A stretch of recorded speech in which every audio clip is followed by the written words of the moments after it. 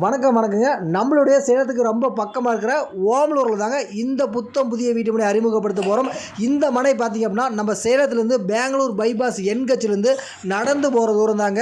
ஒரு சதுரடி 1650 1700 கிரைய செலவு இலவசமாக நாங்களே பண்ணி கொடுத்துறோம்.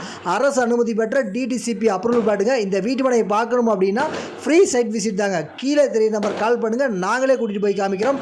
நன்றி, வணக்கம்.